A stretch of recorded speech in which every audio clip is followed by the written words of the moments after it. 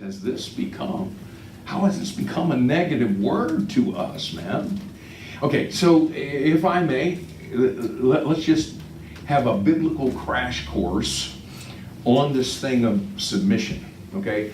And again, ladies, I'm not going to berate you. That's not what the purpose of this is. I want to free you up, okay? But we do have to understand this concept. And let's talk, first of all, about the directive. And what I mean by that is where God gives direct orders to wives, okay? And there are 4 times in the New Testament. Ladies, get your head wrapped around this. There's 4 times in the New Testament where God says, wives, okay, you want to make sure he has your undivided attention. Wives, and you know what's interesting about every single time that he calls your name? Every time he calls your name in the New Testament, he says the same exact thing. Isn't that weird? Does anybody think that God is an old fogey? Oh, did I already say that? Oh, well, I didn't realize. Okay, it's kind of like, sometimes the way that I like to say it is, this is God's boombox. Okay, you know what I'm saying? And it doesn't have a volume control on it. And so what God does on his boombox when he's trying to communicate something to us is to turn up the volume, he repeats himself. Not because he forgot, Right. because he wants to make sure we don't forget. Amen. It's almost like he's saying, let me make this loud and clear. Okay? And Ephesians 5:22. Wives, submit. Ephesians 5:24. Let wives be subject. Colossians 3:18. Wives, submit. 1 Peter 3:1. Wives, be in subjection. Okay. Now, this word submission, let's just talk about the word itself. Obviously, it's a compound word in our English language, right? Okay, and sub means under, and mission, we know what that is. And basically what submission is coming under your husband's mission. Yeah. So that you can experience a beautiful, harmonious oneness and blessedness together, doing the grace of life. It is simply coming under his mission. And that's what God is actually in all these places. That's what he's commanding you to do, is come under his mission. Okay, so that's the directive. It's not mine, it's God's. Okay, now let's be reminded of the difficulty. Okay, do you remember yesterday?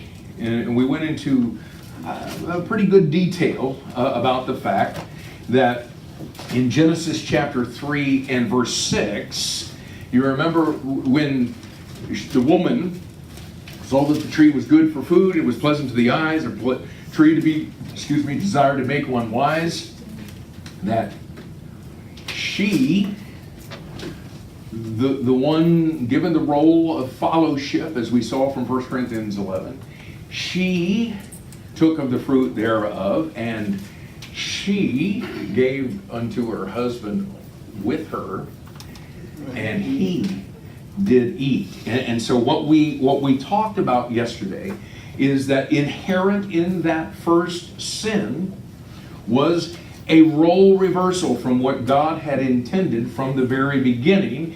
And so remember what happened after that? God came down in the garden, held a little conclave, Adam and the serpent and the woman. And you remember what he said to the woman in verse 16? To the woman he said, I will greatly multiply thy sorrow and thy conception. In sorrow thou shalt bring forth children. We know all about that. We somehow never quite factored this in. And thy desire shall be to thy husband, and he shall rule over thee. And we saw that this role reversal that took place with the first sin that entered into the world, God was saying to that woman, baby, from now on, you're going to have to fight that desire to do the same thing you just did. And the sad reality is, rather than your husband providing loving headship and leadership, he will find a way somehow to rule over you. And so, now listen, we're talking about this submission thing. This is where the negativity on this thing came in, right, because of the curse. If you could go back before Adam and Eve sinned in the garden and ask Eve, hey man, you feel all kind of oppression about this role of submission you got? She'd be looking at you like, say what? I don't even know what you're talking about. Yeah. But once sin entered into the world, you're going to want to lead, baby. And he's going to want to dominate you.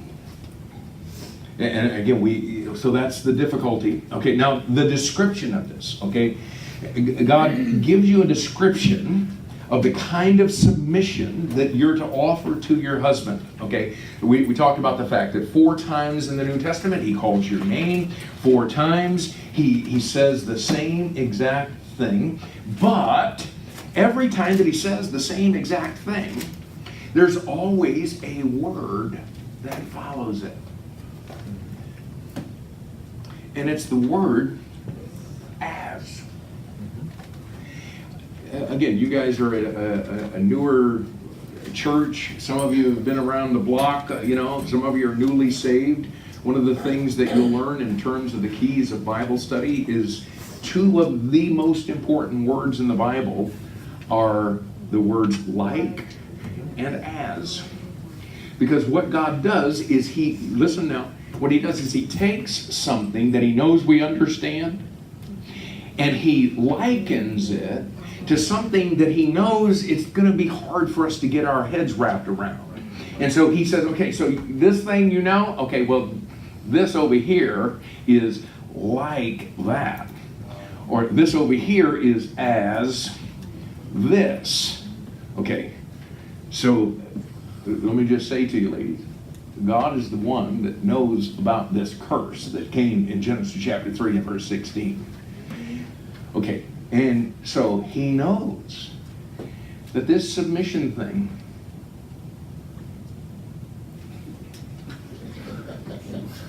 is going to be a little bit tough on you. And so he says, I get it. This is going to be tough. So let me illustrate it for you, what I'm talking about, so that you make sure that you understand it. Okay? So in Ephesians chapter 5 and verse 22, he tells wives, submit to your husband as you submit to the Lord. Oh my word, are you kidding me? Again, I'm just telling you, as a human being, as a man in the 21st century, I would never in a million years have thought this one up. Okay, but God wasn't asking me to think it up. This was his thinking it up. And so what he says to you is, okay, ladies, I know you're going to have a hard time with this concept of what I'm actually talking about when I'm talking about submitting to your husband. Okay, well, let me relate it to something that you do understand. Okay, so ladies, you know how you submit to me? Okay, well, that's what I'm talking about.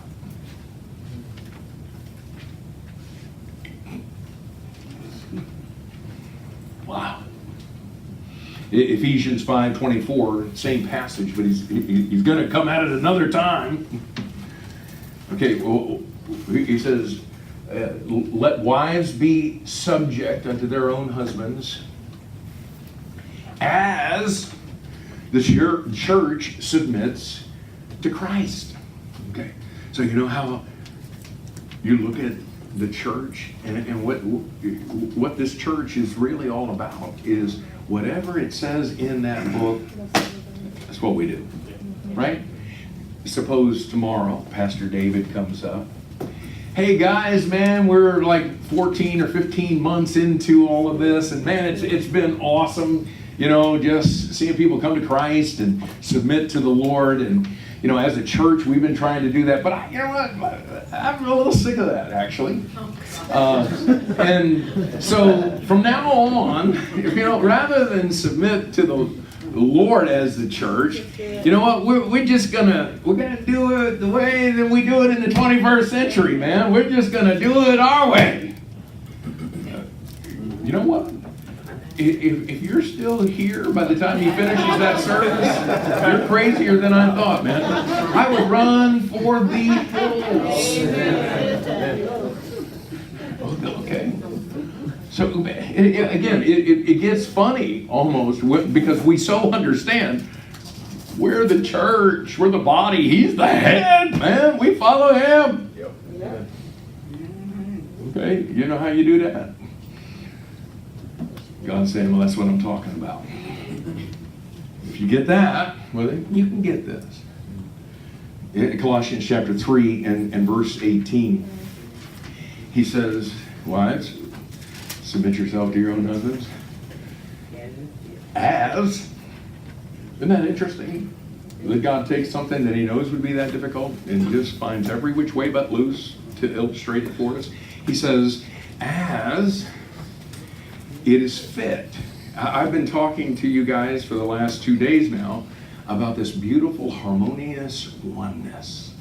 You remember we talked co-regents, co-completers of each other, co-beneficiaries of God's blessing, and there is oneness that he designed.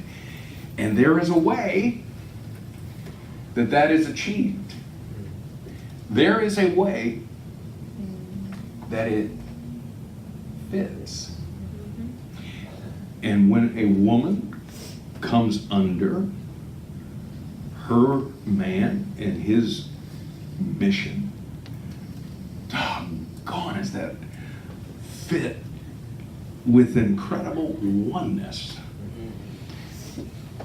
But when the roles get reversed and the woman is trying to lead and the man is coming under, it doesn't fit. And you can try to make it fit until the cows come home. And it is just never gonna fit. And we don't have the time to go there. This is not a parenting conference, but I will just say, kids growing up in an environment where the church is leading Christ, right, pictured for them every day. Go ahead. Go ahead. Good. Amen. I can't go with what you guys are all about. You know what I'm saying? Wives, submit as it is fit. Amen. There is a way. Amen. This fits. But when that role reversal happens, it can get ugly. Okay, and so then there's one more. 1 Peter chapter 3 and verse 1. He says, wives, be in subjection to your own husbands. And oh my goodness, you know, when I was studying this years ago, I was so excited about the as on all of these. And I come to 1 Peter 3, and God blew it, man. I was so disappointed in him. I jest. Because I'm reading along, and man, he missed the opportunity to put that as in there. And I was like, oh man, this would have preached, man, if you just put another as in there. And I didn't read far enough. He gets down to verse 6. And he says, even as Sarah submitted to Abraham. Okay, now listen, in 1 Peter chapter 3 and verse 1, the context here is if you have a husband who is not being obedient to the Lord, and that can be a lost man, or it can be a saved man who is just being a man. Okay, if you've got one that isn't obedient to the Lord, what he does is he says, let me tell you how you operate. Okay, don't preach to him with your words. Preach to him with your life. Yeah, that's it. Because I'm just telling you, ladies, if your man ain't submitting to the Lord, and you're going to be shaking your finger and wagging your head, save it. It ain't going to work. Right. Ever. And he clearly tells you that. And he says, man, that outward adorning and thinking you're going to doll yourself all up, maybe that'll change things. He says, listen, don't get caught up with your physical appearance. You work on that inward woman. Amen. And basically what he says in this passage is, you stay in your role, and I'll deal with him. But if you think you can handle it, you want to preach, do your little thing, okay, go ahead. See how it works out. I'll be over here.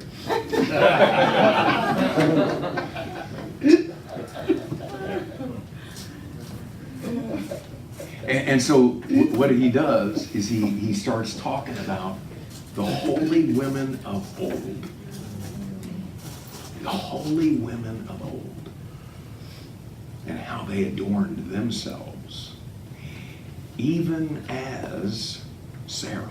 And what he's going to do is he's going to hold up one woman in Scripture as the exemplar of what he means when he talks about submission. And the verse there, in verse 6, some of you are looking at it, it says, even as Sarah, who was not afraid with, as long as you're like Sarah, who was not afraid with any amazement. And you know, our King James English, which I love, you know, you gotta slow down a little bit on that. Not afraid with any amazement. What in the world are you talking about? Well, if you go back and you look at Abraham,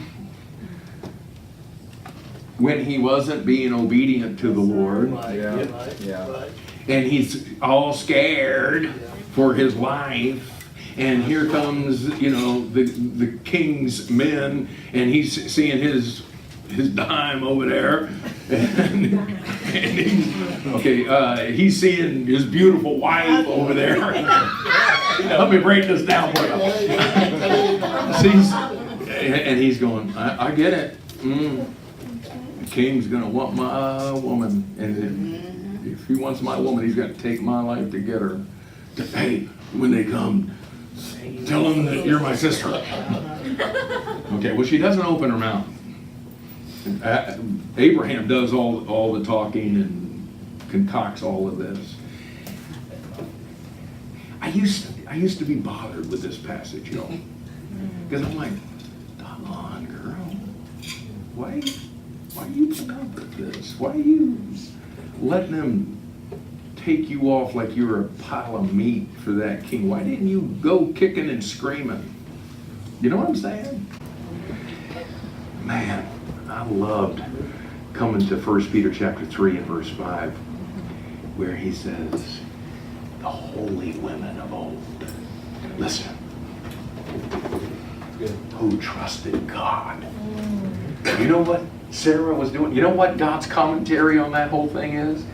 Is in that whole time, Sarah said, I ain't going to step out of my role. I'm going to trust God with a disobedient husband to the word. Amen. And you know what?